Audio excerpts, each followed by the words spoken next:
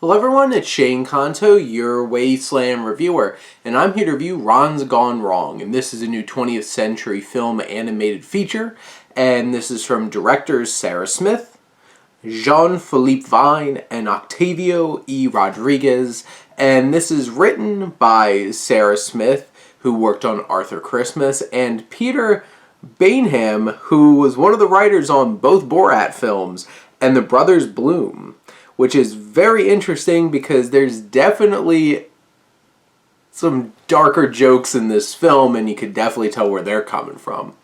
But this film focuses on the young boy Barney, played by Jack Dylan Glazer, who is just lending his voice in Luca as well, and has been in Shazam. And he's this young boy, and the whole rest of the world have these little best friend, tech best friends from this company called Bubble, and he's not exactly well off, and his family can't really afford to buy him one of these things, and his father, played by Ed Helms, doesn't want him to turn into somebody just stuck in front of a screen all the time, like his dad. And he has his Bulgarian grandmother, Donka, voiced by Olivia Colman, who is an absolute blast in this film, the real MVP. And she's so much fun, so quirky and weird, and that's the thing about this film. There's definitely a lot of weird, quirky humor about it, unexpected humor, but he finally gets this broken version of this, like, electronic buddy, and it's voiced by Zach Galifianakis, who kills it in this. His line delivery here, his aloofness, his just playing it straight with some of the most absurd, ridiculous things is so great. There's one moment where, like, he's messed up, he hasn't downloaded everything, so he doesn't have his safeguards. These aren't supposed to be able to hurt anybody. And this kid's like, I'm gonna destroy you, and, like, chucks him, and he's like, I'm gonna destroy you.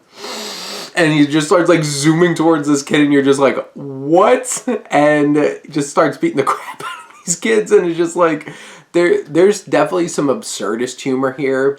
And Zach Galifianakis really kills it with his dialogue, and I laughed quite a few times because of him in this film. I definitely laughed quite a few times because of Olivia Colman, too. And while all this is going on, back at Bubble headquarters, you have Justice Smith, who plays Mark, who's the one who came up with this, is desperately trying to figure out what it really means here. But then you have, like, the corporate end of things. Andrew, played by Rob Delaney, who's also great in this film, who's trying to think of, like, how can we make money out of this. And this film is a sweet story of this young boy, Barney, trying to make friends. And honestly, he grows a pretty endearing relationship with this little friend named Ron. And you really appreciate their relationship. You appreciate Barney's connection with his dad and his grandmother. And there's some nice heart in this film, and there's a lot of commentary on social media and how kids make friends and make connections nowadays, and I thought that was pretty well done too.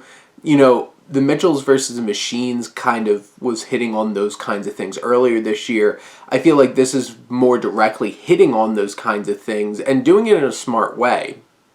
And I was really digging this. Once it started getting going, I thought it was really funny. I was having a lot of fun with it. Has an interesting setup, and there's one particular sequence where things all go awry at the playground at school. There's some really dark adult jokes going on. There's some craziness going on, and there's so much fun in that particular sequence. That was probably one of the most inspired sequences in the film. One of the things that takes me out of the film just a bit and started losing me, it was like, this felt like it had like a fourth act structure.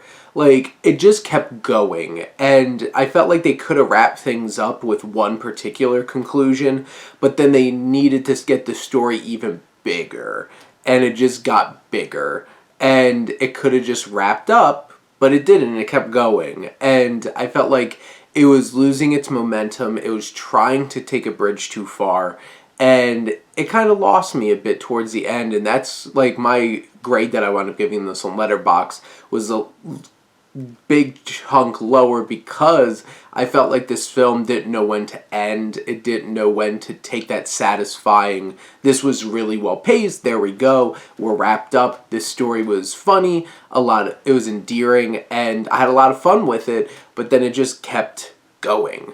And the ending wasn't as interesting, and that final act thrown in there wasn't as compelling and fun and enjoyable as the rest of the film. And I think the film felt like it was going on too much as well because it just didn't have the same kind of energy. But generally, this has a pretty brisk pace to it. Not quite full-blown kids pacing where it felt like it was glossing over things, but I had a lot of fun with it. I had fun with the characters. There's definitely some enjoyable commentary on the social media and other societal things, and it was a lot of fun, and I laughed quite a bit. My fiance and I both enjoyed it a lot. We laughed a lot, and so did the one other couple, which was an older couple in the theater, also laughed a decent amount too. So the four of us in this large theater were perfectly happy with the result of this film. But those are my thoughts on Ron's Gone Wrong. Let me know what you think, and let's talk some movies. But thank you as always for tuning in and supporting your Wasteland reviewer.